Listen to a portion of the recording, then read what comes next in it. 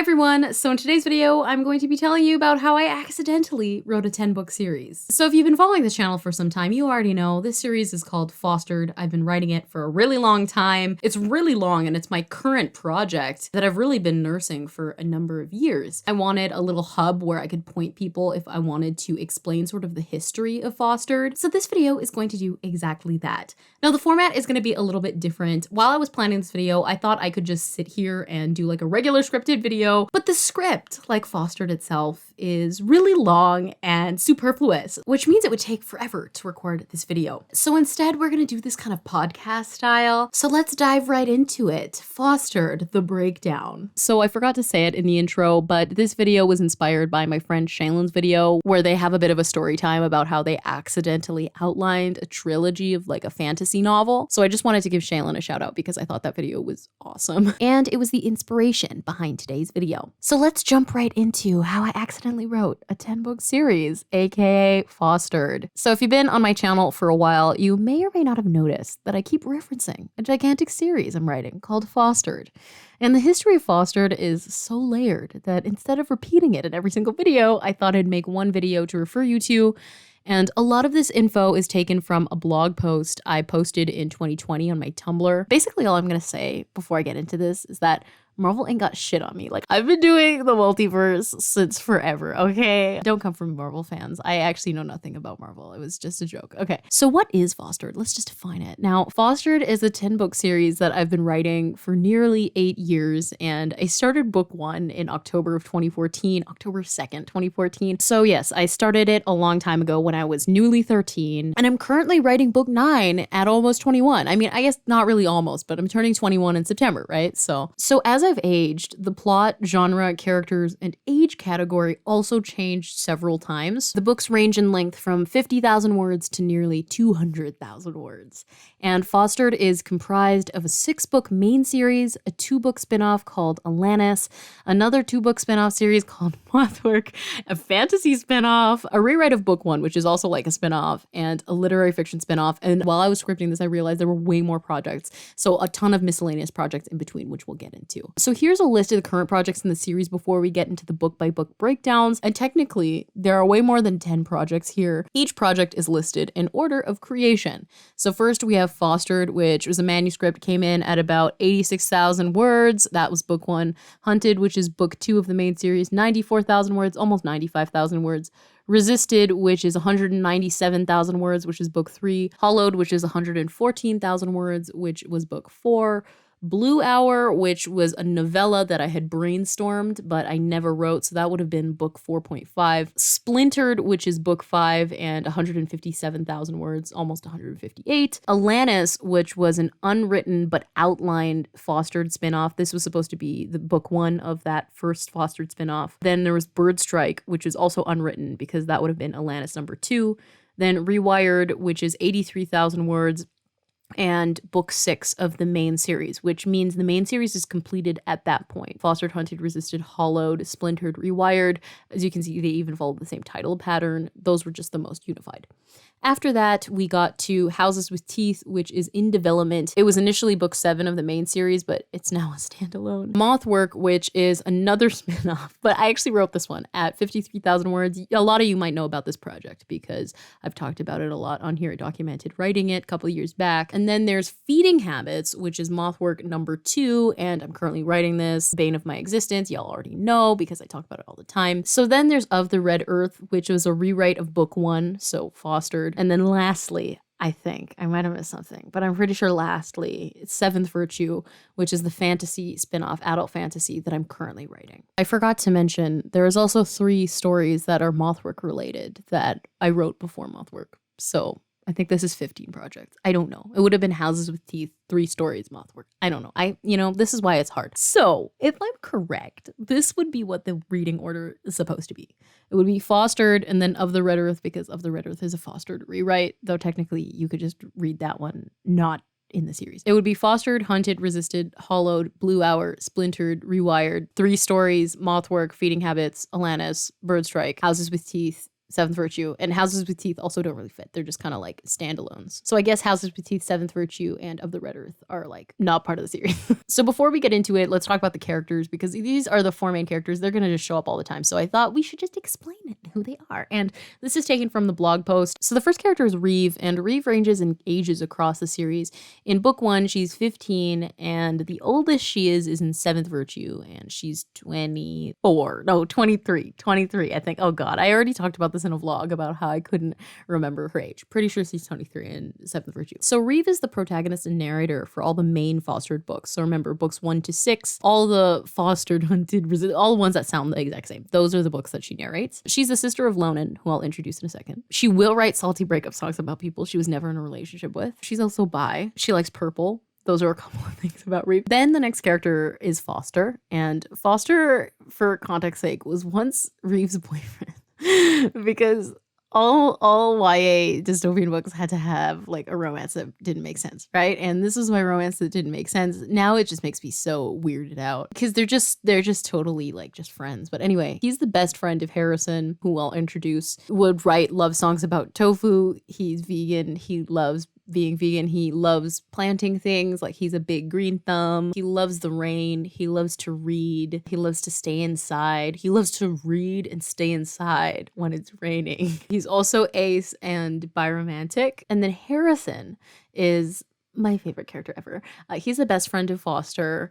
He's also Reeve's best friend. He's Lonan's love interest. He will write love songs about waffles. He loves waffles. He's gay and the protagonist of the Moth work spinoff and Seventh Virtue. Did I say that Reeve narrates Seventh Virtue too? She sort of does. But anyway, we're not talking about her anymore. Let's talk about Lonan. So Lonan is Reeve's brother, and he's an antagonist for a solid chunk of this series. He used to be my favorite character until like 2 weeks ago. Now it's Harrison. He will not write love songs because he has no heart. I'm just joking. He does. He has a lot of heart. I just think, he would spend years writing a love song, and then he would get hurt and then not even be in that relationship anymore, whether if it was a friendship or a romance, and then the poor love song would have to be like thrown away. It would be so sad and kind of tragic. He's also bi, because everybody in Lonan and Reeve's family is bi. I'm not even joking. So let's talk about the books. The first phase that we're going to talk about is the canon phase, which is Fostered book 1 to Resisted, which is book 3. So the 3 books, Fostered, Hunted, Resisted, that's book 1, book 2, book 3,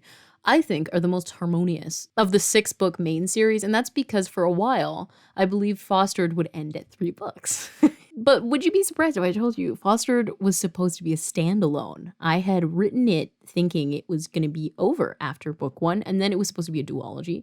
But I'd set my mind on finishing it at a trilogy, since that's what was popular at the time. I was like, okay, trilogy, I can do trilogy. I can be Suzanne Collins. Sure, I can do that. I can be Alexandra Bracken. I can be Marie Lu. So that's what I did. They're all also really closely linked through the dystopian plots and are all young adult. So this is a summary of Fostered that leaks into those 3 books. I updated it a little bit. In a society where children who've committed crimes are sent to behavioral detention centers, 15-year-old Reeve is on the run. Having spent 2 years in a home after being accused of murdering her sister, she narrowly escapes during a fiery accident she may or may not have caused, and severs her connections with her allies along with her memory. Now, a year later, she forms an alliance with a group of young fugitives: tender-hearted Foster, 6-year-old Essie, and their irate leader, Harrison, who's suspicious of her motives and lets her know it. All seems in place until she finds out a team of chasers are searching for her to prosecute her for instigating the accident that left several dead. Unable to remember anything that happened during the accident, she suspects that maybe all things don't point to her. With the help of her new friends, she sets out to discover the answer to one question: what really happened that night? I wrote these 3 books really quickly. I started Fostered in October of 2014, like I mentioned, and by May of 2015, I was halfway through book 3. I don't know who that 13-year-old, I was such a cool 8th grader. Like, wow, I took myself for granted back then. I could never, 20-year-old Rachel's like, nah, I could never be that cool. So let's talk about Fostered, which is book 1 of the series. So the genre is young adult dystopian. It's approximately 86,000 or 87,000 words, and I wrote it when I was 13. So Fostered is the first book I ever wrote for the series, and really what I consider to be the project that kind of changed my life. It was my second novel. And the idea was first conceived in a dream. Like, I don't really get ideas from dreams. But when I was 12 or so, I'd had a very vivid dream, like that summer, the summer of 2014. And the dream took place in my house. And I could see a girl was being chased down by someone for whatever reason. And I saw her running into a bathroom where she hid in the bathtub. And that image was really like pertinent to me. And I woke up and this is the exact idea I wrote down. This is the earliest germ of Fostered. In game, kids are chased down by adults for X reason. One kid hides in bathroom when others don't. And gun person shoots door, but another kid saves other kids' life. So I set the idea aside in my ideas document, and that was that. Really, I did that a lot. I got a lot of ideas at the time. I had started writing just a couple of months before. I started writing in May of 2014, and a couple of months later, I had gotten this idea, probably just like 1 or 2 months later. So while finishing up my first novel in the first few months of grade 8, which is kind of a crazy sentence to say, I was very young, I decided I wanted to write a new idea as well. And I was torn between this idea and a zombie book idea that I thought was much cooler. Like, the zombies were kind of based off of bees. Like, I don't know how, but anyway, I was really torn between this idea for Fostered and a zombie book idea that I thought was much, much cooler. I decided to write the zombie idea first, though momentum quickly fizzled out with that. I think I made it 6,000 words into that project before I just, kind of quit on it. It just wasn't working. And I randomly decided to pick up this new idea because remember, I was like, it's either zombies or this boring book with the bathroom scene. And I decided on zombies. So I was like, okay, let me try the bathroom book now, aka Fostered. So I decided to pick up this new idea, which would become Fostered, and grabbed a piece of paper to name the characters and map out their physical traits. And shortly after I started drafting, I still have that piece of paper. I left it in my memory box because I think it's kind of hilarious. Now, I didn't really like the opening of Fostered when I started drafting it.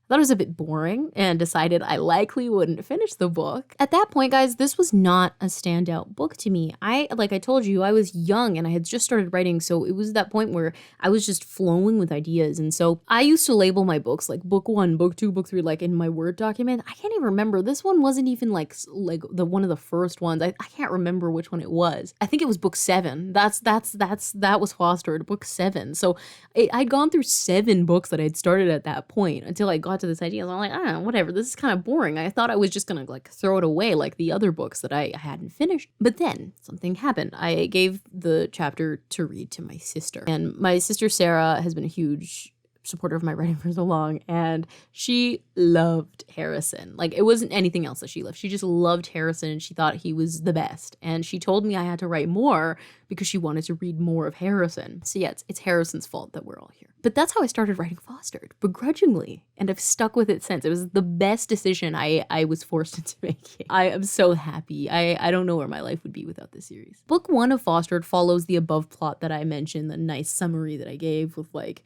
Reeve like escaping and she was accused of murdering her sister. Anyway, what isn't mentioned above is how the book starts. So the major plot points are that we start with Reeve, who is 15 at the time, literal baby, and she's chilling in an abandoned storage unit she was hoping to use as shelter. However, the plot twist of the season is that there are already people there. So she's kind of ambushed by these people who she later learns are good old pals, Foster and Harrison. The boys are also taking care of a 6-year-old girl named Essie, who they love really fiercely. Foster and Harrison are very young in this book, by the way. Foster, I think, hasn't yet turned 16. Oh my God, so young. And then Harrison's 17. Needless to say, they're sketched out by Reeve, which we later find out is because they know her. And that's because the 3 of them, Foster, Harrison, and Reeve, were actually closest pals. So basically, Reeve forgot that because of like amnesia. I don't know. That's just how. If you didn't have your character like get amnesia, like for no like apparent medical reason, was it really 2014? Reeve basically forgot that she was separated by Foster and Harrison because of the disastrous accident she caused, aka she blew up like where they were living. But eventually everybody like kind of lovey-dovey makes up, despite Harrison's initial apprehension and trusting her. Foster and Reeve have a romance, which I find really weird. They're really good friends. Meanwhile, the squad is being hunted by a group of chasers, capital C, chaser. And that group is headed by a woman named Red, who is really cool, I think. And she tries to kill them a bunch of times, typical things. And in other events, Reeve kills Lonen's sister by using her as a human shield. Yeah, he did have another. I kind of like wrote her out of the rest of the Fostered books. Like, it was the only time I broke canon. It was like his, I think, half sister. I can't remember. But anyway, Essie dies also. Yeah, I think that's terrible. I cannot believe I had the guts to do that when I was 13. So another thing to note is that at one point I had started to work on a rewrite of Fostered Book 1. You're probably like, oh, you already told us about that. That was Of the Red Earth. No. This is not Of the Red Earth. This is actually the original idea for rewriting the entire series so that I could get it published. I really wanted to publish this book, like back when I was just writing Fostered. Very quickly realized I did not want to publish these books. But at the time I was like, oh, maybe I could write Fostered 2.0. I called it Fostered 2.0 because it was a pun based off of like one of Foster's nicknames, which by the way, the series isn't named after Foster. I've gotten that question a couple of times. I decided not to talk about Fostered 2.0 in this video because that would just make things so much more complicated, but I'd outlined it, like I'd outlined a good chunk of it and also written a good chunk of the first chapter before I decided I did not want to rewrite the book because I did not want to publish the series. So now let's talk about Hunted, which is book 2. It's also YA dystopian, and I wrote it from January to May of 2015. I was also 13. So the thing about Fostered is it was supposed to be a standalone, like I said, but not long after I finished the book, I'd been seeing little visions of 2 characters. I was just going about my little 8th grade day and seeing visions. And one was a boy with dark hair and a buzz cut, and a girl with dark hair and a long ponytail. And now I ignored this vision for a while, but was a little sad to have left Foster, Reeve, and Harrison behind. I remember finishing that book. It was such a vivid memory on January 3rd of 2015. I remember very vividly. Now, eventually, I decided this vision of the boy and girl was way too enticing to ignore. So I said, fuck it. I have an idea for a Fostered sequel, and I know these characters are going to be the antagonists, and those characters end up being Lonan and Holly. So this is a summary, quick summary of book 2. Reeve, Harrison, and Foster are finally reunited after months of separation, only to realize they're not in the clear. Now being hunted by a vicious group of agents led by enigmatic Lonan, they're truly tested on what it means to stick together. I'm really proud of him that he got the title of enigmatic. We always needed, like, in every single, like, summary of a YA book at the time, you needed the word enigmatic, and Lonan got that label. Good for you. So a couple of the events that happened in this book are as follows. So after Essie's death, the group is essentially very shaken up. Especially Harrison, who feels he's failed as a leader. I mean, I feel like he's putting too much pressure on himself because he was 17 and now he's only 18. But anyway, to protect his other ducklings, who are now like the most sought after people in America, obviously. I don't know why, like they're 15, but whatever. Foster and Reeve are the most sought after people. He leaves the group and joins the government, like in the capital G government, to purposefully manipulate investigations into Foster and Reeve away from them. But Reeve doesn't know this, so she's initially upset when she finds out in chapter 10. Now, the elite group he joins is led by Lonan, who is the book's primary antagonist. He was never supposed to be a good guy. He was supposed to die. Oh God, I had so many deaths planned for Lonan. Poor guy. So meanwhile, Harrison's departure of the group triggers the group's breakup. Foster goes on a journey to find his family, and Reeve does the same. The group also includes Holly, the other girl who's in the vision, who's Foster's older sister. I think she's like 18 or 19, I don't know. She's also Lonan's first serious girlfriend. She dies in a blood drinking cult. I had a cult? Like, I didn't even understand the meaning of the word cult when I wrote the cult. Another important character in this book is Margot. I don't really remember anything about Margot except for the fact that she was Harrison's first and only girlfriend. Obviously that didn't work out because Harrison's gay. She was a tech analyst of the elite government group, like the Garcia of the group. You know, if you're a Criminal Minds fan, you would know. Now, this book is important because it establishes Lonan, who continues to be a pivotal character as the series progresses. It also establishes Lonan and Harrison's relationship. And obviously, Lonan is the antagonist in this book and won't make his redemption arc for another book. But he and Harrison have a bit of a bizarre relationship. Though they're rivals, they kind of adore being each other's rivals. But, you know, don't tell them that. They would get mad at me if I told them that. They really did kind of get at each other's throats. And I think there was chemistry. Eventually, Harrison leaves Lonan's team and the squad essentially is hunted by them, hence the book title.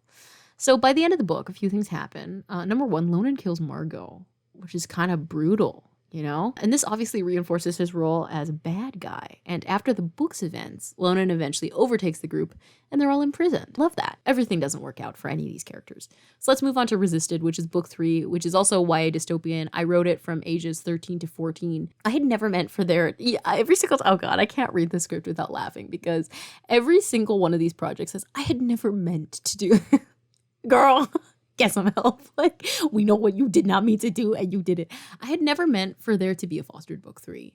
When I decided to write a book 2, I thought the series would be a duology, right? But I just couldn't resist writing a book 3 after the end of book 2. I was like, oh my God, it's book 3 time. And I started it right after finishing book 2 and drafted about half of it by the end of the summer.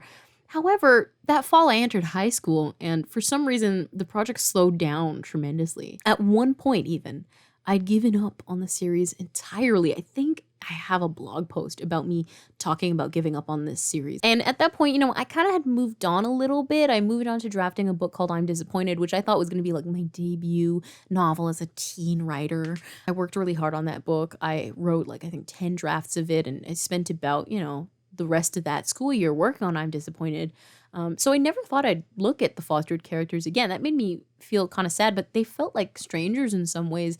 Time moved a lot more slowly when I was younger, right? So even if it was only 2 months since I wrote with them, it felt like too long for me to connect with them. Even though, for example, like right now, I hadn't drafted Feeding Habits, which is like the most current fostered book, or one of the most current, in a year. And it just changes, I think with age. And I was so young that it was hard to deal with that. I didn't really know what to do. It felt like I had experienced kind of like a loss. Like I was sad about it happening. But after a few months of not writing the book and focusing on other things, I added a new character named Emily and managed to finish drafting the book at about 200,000 words, right? So here's a summary. After being captured by Lonan's team, Reeve, Harrison, and Foster cut a deal to work with him in exchange for a criminal pardon.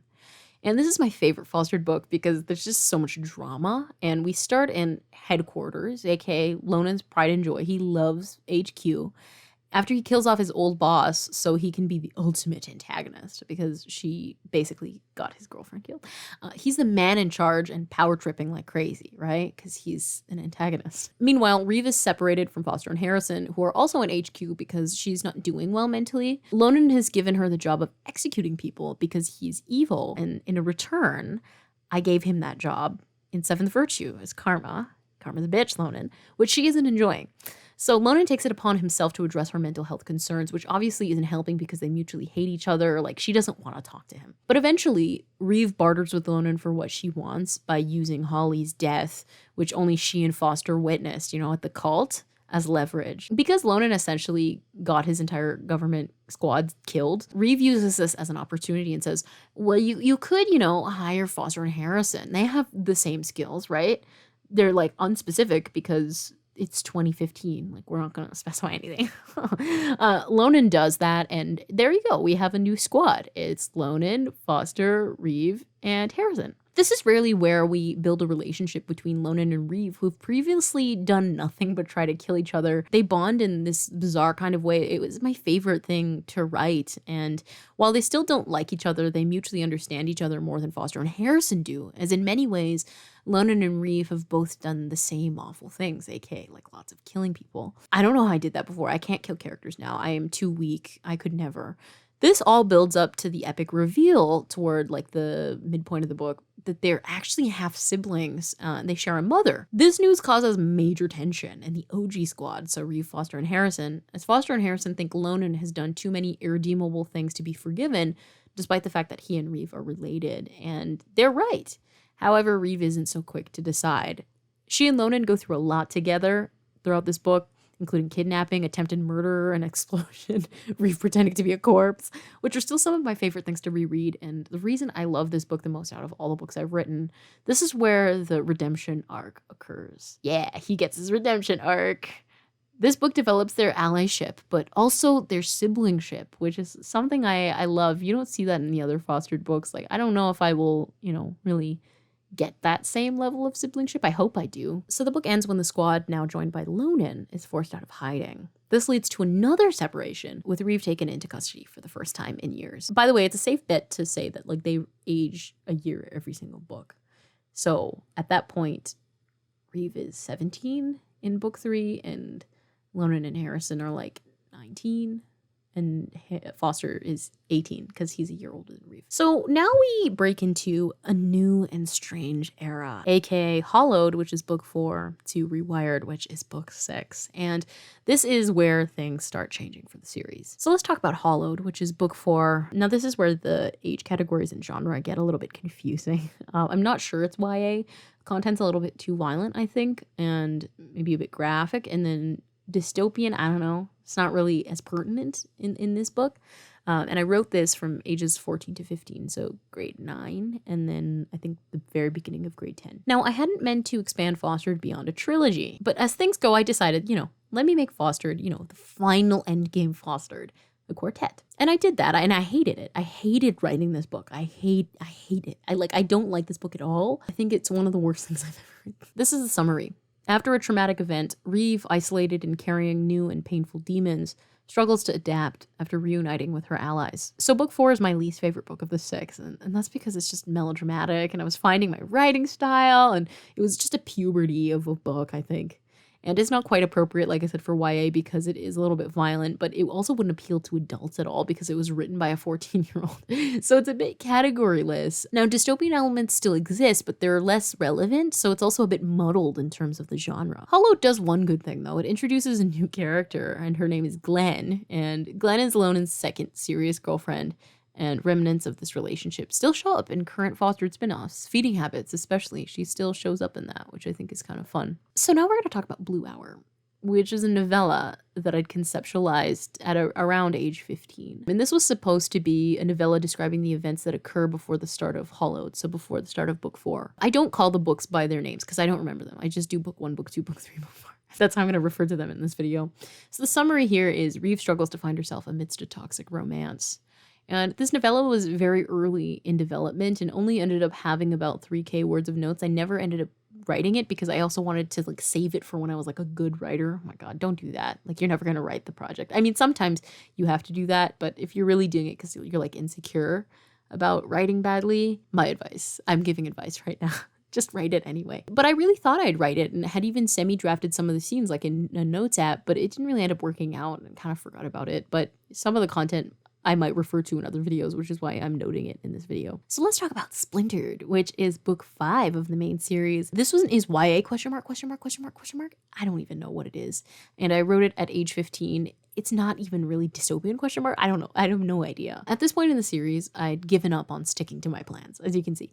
But I had really decided that this was the final Fostered book. I would not write anything after this book. I'm looking at the script. Girl, why am I on page 6 of 12? We're not even halfway done. The drafting process of Hollowed and this book have blurred so much to me because they're very similar in what they accomplish. I don't even remember, even though I wrote them at different times. So this is a summary. The Fostered squad reaches some level of normalcy and turn their focus to rebuilding their splintered relationships until Lonan experiences a mental health crisis. So the genre and category of this book are impossible to define, I think. We continue almost where we left off in book 4, and this book is pretty unremarkable in terms of events. The squad remains the same except toward the end where we're introduced to Darren, a man from California who hears about Lonan's elite government squad before the government, disowned him because he joined the bad side. And Darren hopes they can help him locate his missing brother named Matthew, though he doesn't reveal this until book 6. And this book is mostly about Lonan's declining mental health that still hasn't gotten better, and some hints of Lonan and Harrison's relationship getting closer are also dropped in this book. So this is kind of the first time when they kind of become friends. They're not friends really at all in book 4 because Harrison's very upset at him for what happened to Margot, doesn't talk to him at all. But this is the book where Harrison, more than anything, tries to help Lonan, I think. They kind of get each other, which makes a lot of sense now that we have literally 3 books describing their relationship. So something that's interesting is, Darren still reappears in some of the books. He's still relevant in Seventh Virtue. Actually, I'm writing with his whole family. And the whole thing about him needing help locating his missing brother is still the thing. So I think that's kind of cool. It transferred over. So now let's get into the new era called Spinoff Palooza. And let's talk about ALANNIS, which was spinoff number 1. It is YA dystopian, and I outlined it at age 15, and it was never drafted. So ALANNIS was supposed to be how I finished the Fostered series, and the title is an acronym. I don't remember what it stands for, and I did not prep that for this video. It's some weird government acronym. Anyway, so the reason why I was going to finish the Fostered series with this is you remember that I decided book 5 was the final book, remember? So I thought it'd be fun to carry on the story with new characters and to see where the OGs ended up. So this is the summary. ALANNIS is set 5 years beyond the ending of the Fostered series, following Chris Aldane, the now 16-year-old sibling of Reeve and Lonan. Since the ending of Fostered 5, we've seen the world restitch itself from its previously mangled state. And in Chris's mind, all is good until they get wound up in ALANNIS, a secret organization working towards rewinding the positive progress the world's made over the past 5 years. So a bit of like a note here is I'd started an outlining series on my blog called ALANNIS. Yeah, it was a pun, where I discussed planning this book, and there you might see Chris referred to with she, her pronouns, but now I refer to them with they, them pronouns. They're non-binary. I know in a vlog I was thinking about changing their name in Seventh Virtue, which we'll talk about that project. It's like one of the most current projects if you're new to the channel. I don't want to. Since I've researched this, I'm like, no, it's Chris. Like, I know, like, Chris has been around for a really long time. I was 15 when I named Chris. Like, I can't change Chris's name. So I basically completed the outline for this book, but I was so caught up in perfecting it to write the perfect book that I never ended up writing it. And oftentimes when I'm talking about sort of lessons learned from, you know, follow the process that speaks to you, not the process that other people like are telling you to do or the process you think you should do, I'm referring to this project because, man, I wish I had written it. I would have loved to see like what it turned out as, but I checked the word count on the notes document for this book. It was 35,000 words of notes. Like, it wasn't even like, that was just pure notes from this book. So I did kind of write it in a way. So the plot focuses on Chris when their world intersects with Matthew Peterson's, who's Darren's missing brother from Splintered / Rewired, which is book 6, which I'll talk about. We also see the OG Fostered Squad deal with adulthood in this book, and I think they're just slightly older than they are in... No. I think they're the same age as they are in Seventh Virtue. They're not even really adults. Like, I don't know, maybe they're a little bit older. I think they might be 26, or like Harrison, the oldest, maybe 26, so they're not old. That's what I thought was old when I was 15. So some things to note are that Harrison, Chris, and Lonan live together in a giant house. Lonan is taking care of a child, Glenn's child, because at one point Glenn was supposed to die in book 5, I think. And then she had a kid, and Lonan was supposed to take care of it. It's not Lonan's kid, but she was supposed to take care of the kids. So the kid's name is Olivia. And Olivia does show up again, actually, this same plot with like Lonan having to like imbue fatherhood does actually happen in Seventh Virtue. And it happens again actually in Feeding Habits. How did I forget about that? That's a huge part of Feeding Habits, Olivia. Anyway, in other news, Reeve and Foster have had a child, which is so weird. They're married. No, I'm so happy that I like didn't write that like that, because it just doesn't make sense for their characters. Their relationship is weird. So now let's talk about Bird Strike, which was ALANNIS number 2. This is also YA dystopian, and it was in the planning phases. I had just titled it because I thought this was such a cool title, and I will probably use this title for something else because I think it's very cool. Now, Bird Strike would have been ALANNIS number 2, though it wasn't nearly as planned out as ALANNIS. I had written about 3,000 words of notes before I'd abandoned the spin-off series as a whole, which is kind of sad, but it was essentially just a continuation of ALANNIS, but made tense when someone from Chris's past catches back up with them, which is Spencer. I think I talked about Spencer a couple times in some of my other videos, but I will probably bring Spencer into Seventh Virtue because Chris and Spencer have a lot of chemistry, and I kind of want to see where that goes. So now let's enter a new era again, called Back to Basics, where I write book 6 of the main series. I'm no longer doing spin-off Palooza. So book 6 of the main series is called Rewired, and this is adult ?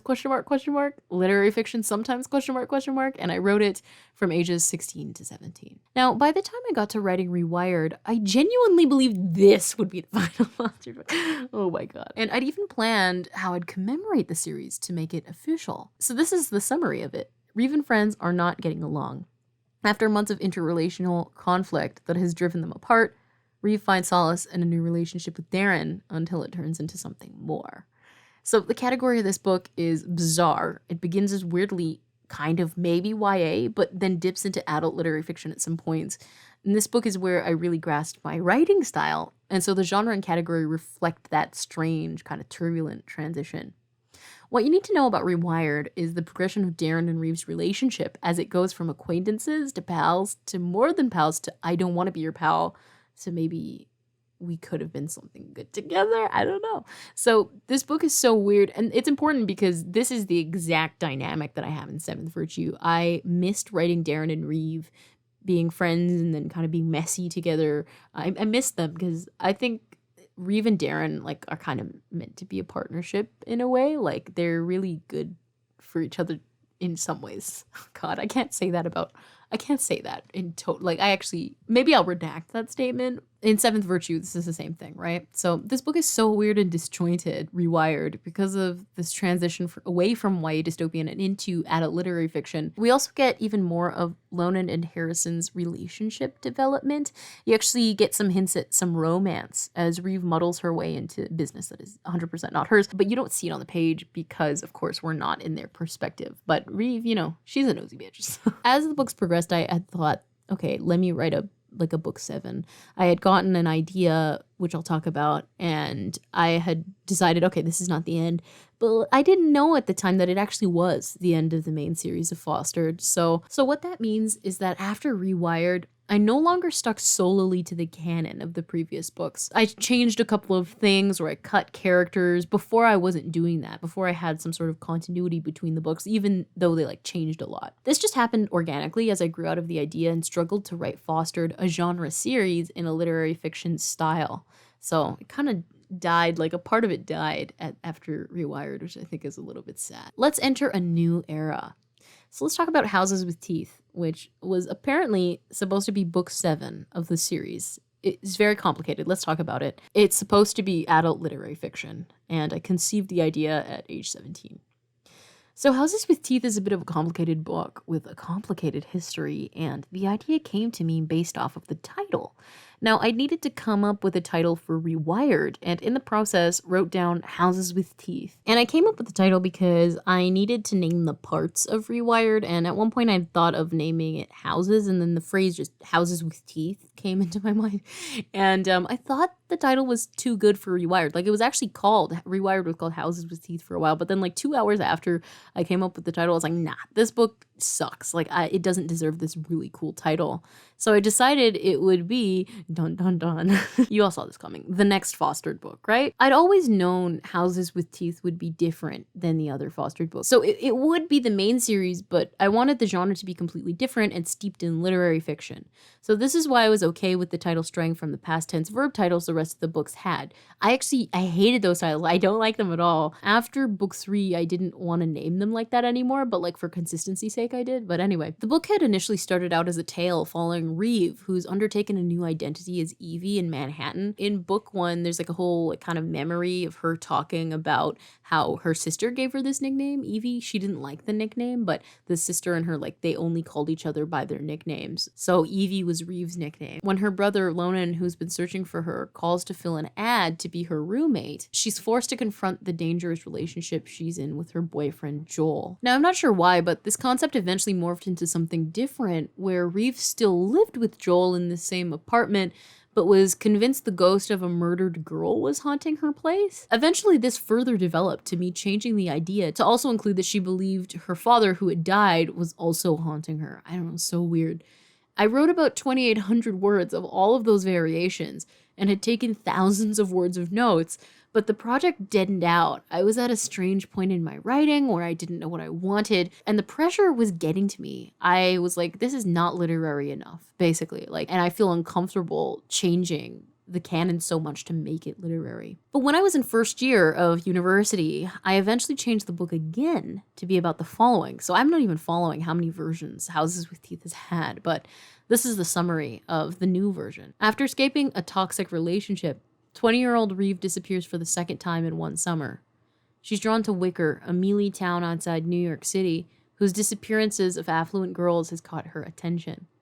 The day she arrives, a sinkhole buries one of them in the front yard of her new home, a fixer-upper she shares with a estranged friend, Foster.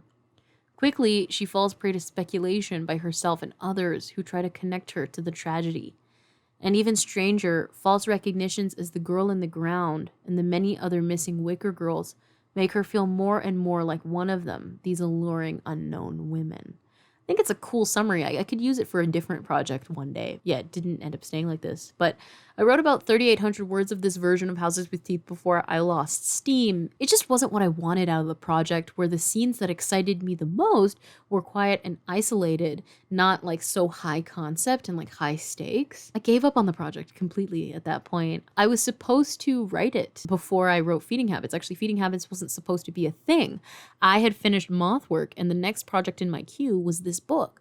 But I was just feeling so uncomfortable with it, and it stressed me out so much that instead I got a new idea, which was for my book, The Sun Only Drowns Us, which is not fostered related. I also got scared to write that one, so then I wrote Feeding Habits, right? Houses with Teeth, never thought about it again. Until I needed to hand in something for my second submission to my fiction workshop, which happened just a couple of months ago. Actually, I think I had it in April. Now, I knew I wanted to write a novel opening because I just didn't want to do any more short stories. And I had the option to write a novel opening. And immediately I thought of rewriting this project, but in the way I'd initially imagined it. So Reeve alone, like struggling to cope after escaping this abusive relationship. So this is the summary of Houses with Teeth that I think is going to stick. After escaping an abusive relationship, a woman flees to a remote cabin in hopes of disposing the persona she's become. Now, I haven't written much of this new Houses with Teeth. I've written about 1,400 words, but I feel kind of at peace with where the project is, even if I have to still make changes in the future. Now, I no longer want this idea to be canon or attached to the Fostered series. In fact, I want it far, far away from the original idea.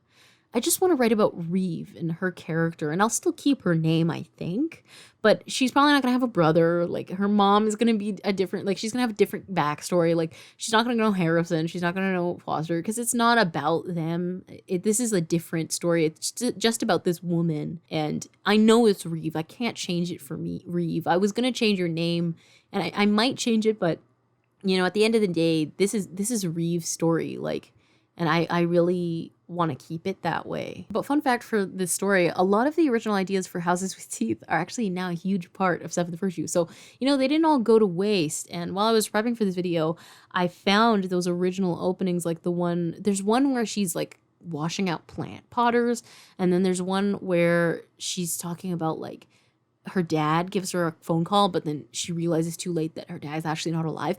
I actually thought those were fantastic openings for like short stories or something. So, you know, I can use them later on, or like a different novel, or I can use them in Seventh Virtue. But I think it's been so fun to be able to transfer a lot of Houses with Teeth to Seventh Virtue, because I was even able to write a scene I'd brainstormed years ago between Reeve and Joel into Seventh Virtue. And I love it. I think it turned out really well. Exactly how I thought it would have, and who knew it was going to end up in this project. So now let's talk about the next fostered project, which is what I'm calling 3 stories. I can also call it 3 Mothwork stories. So these are spin-off short stories, and we can sort of class the genre as adult contemporary. I don't know, kind of. I wrote them when I was ages 16 to 17. Something you guys might not know is that before I wrote Mothwork, which is a project I've talked a lot about on this channel, I wrote 3 short stories that were precursors to Mothwork, the novel. And a lot of these were written on the road in a notes app, and they were just meant to be fun little pieces, nothing serious. And all 3 stories occur at various points along the canon timeline of Rewired. So the first story was called Lampshade. This was about 2,000 words, and the summary is after an argument, Lonan and Harrison reconvene. Yeah, it's very boring, sorry. So this story was really important to later developing Mothwork, and it's the first thing I'd ever written in Harrison's point of view. And besides like a small stint where I'd started rewriting Fostered in Foster's point of view, it was the first time I'd written with these characters in somebody else's head. And I found it strange, but also it was revolutionary. I would not have written Mothwork or Feeding Habits if it wasn't for these stories. But it really gave me a taste of what the future Mothwork series would look like. And it's told in 3rd person limited to Harrison.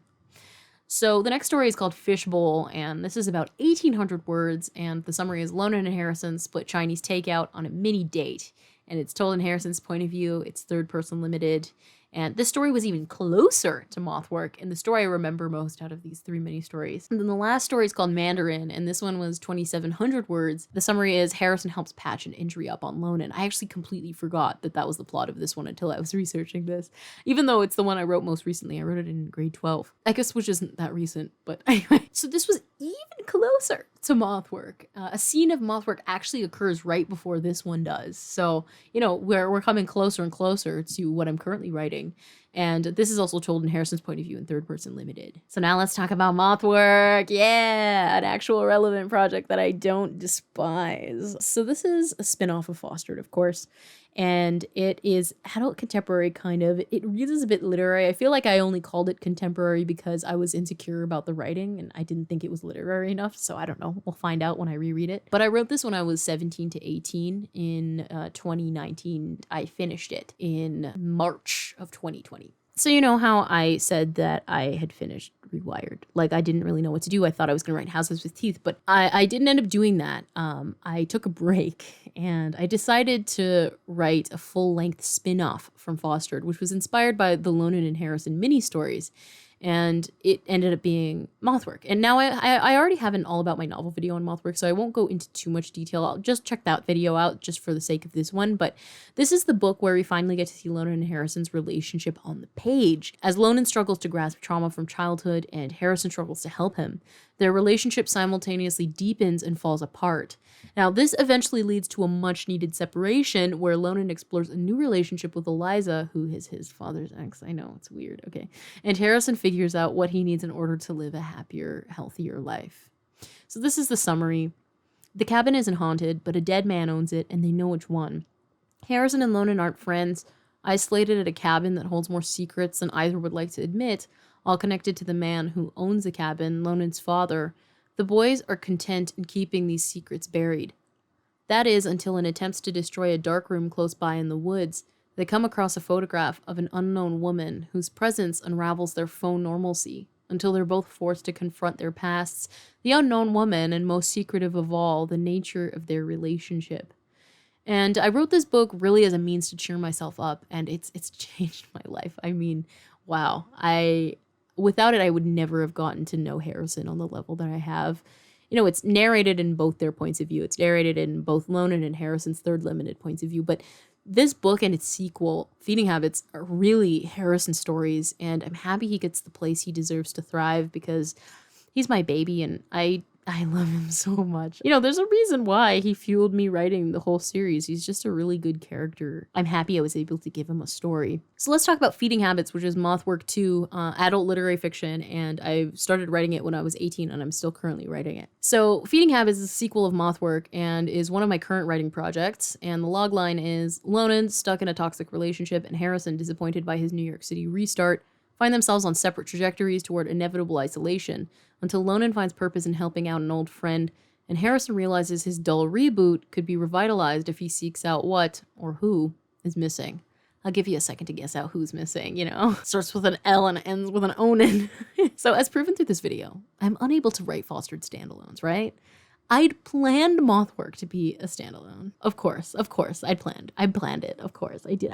I'm sorry, I admit I have no control over anything. And I had no ideas for a Mothwork sequel. I ran into a problem in April 2020 where I was really missing this book. I had started drafting Houses with Teeth, like I mentioned, was so afraid to write that I then started the new novel, but was so afraid at the prospect of writing a real book that in a moment of crisis, my sister suggested I write a Mothwork 2, and that's how Feeding Habits came to be. It wasn't really out of a place of like, oh, this would be fun to write. It was a place of like, oh my God, I don't know what to do with myself. And this book has been really important to my development as a writer and also in my understanding of Lonan and Harrison, and both are really isolated in ways they never were in Mothwork and in need of care in ways they didn't need in Mothwork. They've really come to a different point in their lives. I've gone through a lot myself writing this book, both in my personal life and in writing the book itself. Like, I mean, the pandemic, it's just so many things has happened since I started writing it. And it's been the hardest book I've ever written. I've really hated writing this book for so long because of how difficult it's been. Where I had fun in Mothwork, of course I struggled, but I did have some fun in Mothwork. Feeding Habits has been emotional turmoil upon emotional turmoil upon emotional turmoil. So the book is once again split into Lonan and Harrison's respective points of view. And Lonan's point of view follows him at the tail end of his tumultuous relationship with his girlfriend Eliza. And his point of view contemplates religion and prey versus predator relationships, especially between animals, and how that may apply to his own life. At one point in his point of view, Eliza drives him into a lake. Should give him a bit of a break, I think. Harrison's point of view is a little more complicated since it's less plot heavy. Harrison, who's very depressed, struggles to accept the routine of his new life with his mother, Susanna, whom he was abandoned by as a child. And as he tries to rectify his childhood trauma with his new life and his newfound loneliness since moving to Brooklyn, he begins to accept the dysfunctionality of his life without Lonan, That is until Lonan re-enters it, a changed man, quote unquote, right? So it's been so interesting writing this book. I don't want to talk about it too much because I talk about it all the time, but this is just a really important project for me, and I'm almost done. I'm so close. I'm getting so close. I think it's like 55,000 words right now, which is great. I think I'll be finished at maybe 60 or 65,000. So now let's return to genre. This is the new era. A return to genre. Let's talk about Of the Red Earth, which is the Fostered #1 rewrite. It is young adult dystopian. It's a co-write.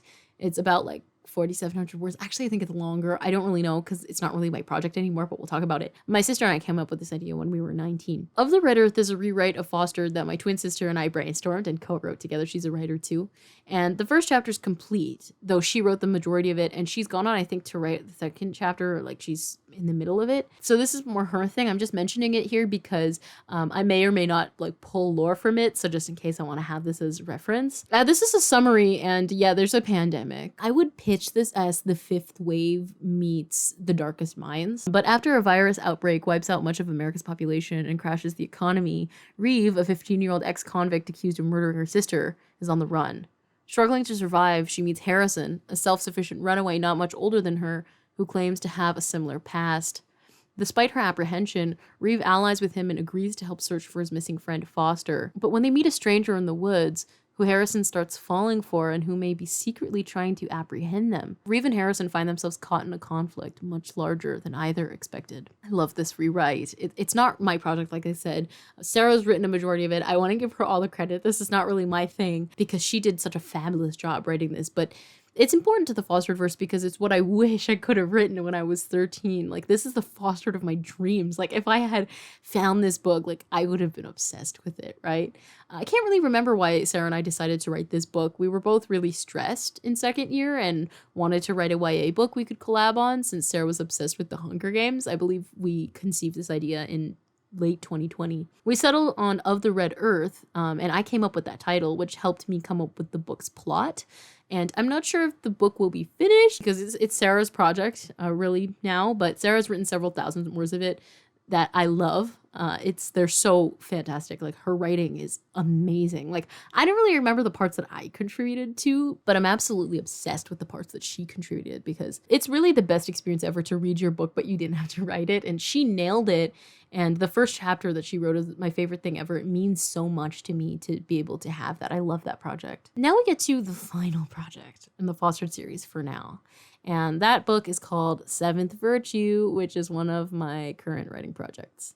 So this is Seventh Virtue #1 because I think I'm going to write another one. And this is of course, this is an adult fantasy spinoff of Fostered. And I started this when I was 19 and I'm currently still writing it.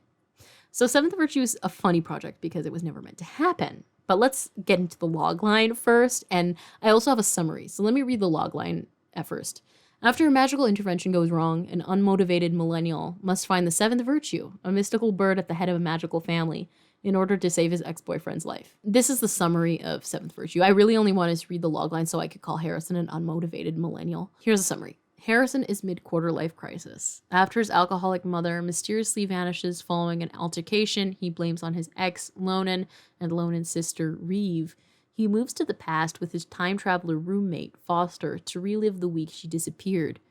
But when he starts having violent nightmares of Lonan that cause unexplainable fevers, he takes Foster's advice and reluctantly seeks a magical intervention from Reeve, now a known con woman, who sells fake magical remedies to gullible clientele. But when she later reveals that she and Lonan are members of the Seventh Roost, one of 7 magical families across the United States that coincide with the 7 holy virtues and 7 capital sins, she also reveals another secret. At birth, Lonan's eyes were swapped with the eyes of their virtue, the immortal bird that leads each roost, and her family, led by her toxic ex-fiancé, Joel, is holding him captive in hopes of immortalizing their power by permanently fusing him in the 7th virtue. The only way to stop them is to retain Lonan's full humanity before he's made an immortal pawn for life, And to do that, they must track down the seventh virtue and replace its eyes with Lonan's. Now, I came up with this idea a number of years ago, quite randomly, after my sister and I in grade 12, for fun, decided to kind of like replot. Replot sounds like serious. We were just having conversations. Some of her first book, which was a fantasy book. And I was so inspired by doing this that I began thinking about if Fostered was fantasy, and I wrote some ideas down about what would eventually become a scene in the second chapter of Seventh Virtue. However, at this time, I will admit, I was in my peak of genre snobbery. I absolutely could not see myself writing genre fiction. I'm not gonna lie. I was like, I can't do that. Like, I've moved on from that. Like, I'm better than that. Ugh, asshole. Like, I was being a snob. I also was not a fantasy reader or writer at the time, so I was like, it just doesn't make sense. Like, I'm not gonna write this. I'm just gonna write my literary fiction books and like ride into the sunset. No shade to literary fiction. I love literary fiction. But I was being a snob. I was a teenager and being a snob. Now, I continued to brainstorm, including the main summary that's quite similar to what I read you, but then I forgot about the project. I hadn't planned to write it anyway, so I was like, whatever. But in May of 2021, after a restless year of writing Feeding Habits, which is adult lit fic, I was watching Shadow and Bone, right? And remembered the fantasy version of Fostered. At the time, I'd aptly titled it Fostered But It's Magic, and I said, you know, screw it. I want to write something that's as fun as Shadow and Bone. I really liked the show. And I've been working on Seventh Virtue ever since. I actually did, to start the book, because I was so afraid of writing genre again, because I hadn't, at that point, guys, like, it was hard for me to write genre fiction. I had not written genre fiction, I think, I don't know, since I was like 16, not even 16, 15 maybe. And so like, it was just not first nature to me anymore. I didn't understand like what to do. So to do that, I did a 10,000 word a day challenge. And so that's how I wrote the first 10,000 words of Seventh Virtue. I have a writing vlog of me writing the first 10,000 words of Seventh Virtue. I actually wrote 11,000 words in a day. But wow, this book has changed how I view writing. Before I wrote this book, I felt like I'd backed myself into a literary fiction corner. And like I said, I like literary fiction. This is no shade. I know a lot of people who watch me like literary fiction. I still write literary fiction. It's a huge part of my life. I'm very passionate about literary fiction.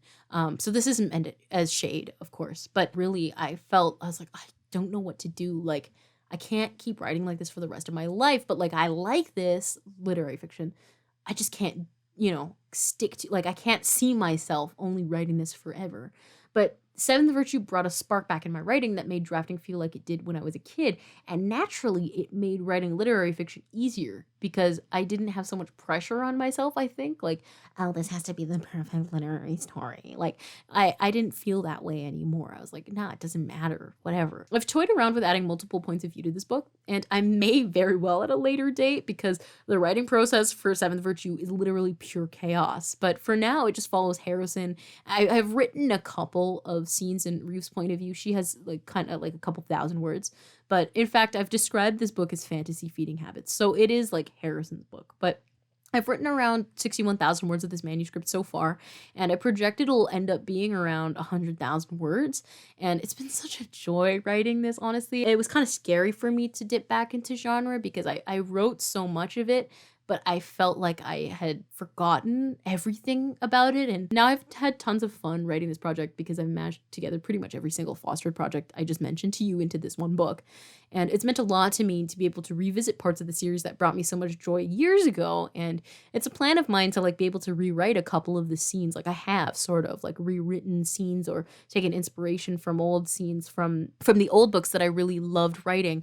And I kind of get to do it again. It's really just a project to have fun and to enjoy myself in after so long of like thinking that I couldn't enjoy writing anymore almost, So this book is really about Harrison and Reeve's friendship, which was such an important part to the series in the main series books. But, they're both much older now than they were before, like me. Like we've all aged and at the same time, and we're experiencing our 20s together. And I think it's nice, There's something beautiful about that. Like we're teenagers, late teenager now, and I'm in my 20s, and I feel like, yeah, this is the new era that I want for these books. Fun fact also, I pitched Seventh Virtue as a TV show for a class, which is where the summary, like the cool expanded one that I read, came from. I think it's a great way to take Fostered in a new direction. Who knew that I'd be a fantasy writer? Like I never read fantasy. I read mostly young adult dystopian when I used to read YA. I never read much fantasy. So if you have fantasy recs, let me know, because because I don't really know much about the genre, but I've been having a lot of fun. So that's Fostered. I hope you guys like this video. It's just chatty and fun to talk about. Like I said, if you made it this far, let me know if I were to have published one of the Fostered books. Which one would you want me to publish? You know, it's never going to happen. But I mean, besides Houses with Teeth, I didn't say that. Houses with Teeth, I would actually consider publishing that if that one turned out. The other ones, nah. But let me know if there is one that you would have liked besides Houses with Teeth to see in the world. So that's going to be the end of this video. I know it was a journey. We learned so much, but that's a rundown of Fostered. It shocked me how much Fostered content there was. I was so enthralled with this when I was especially younger, and I continue to be. And so there was just years and years of lore. For now, I will see you guys in another one. Bye.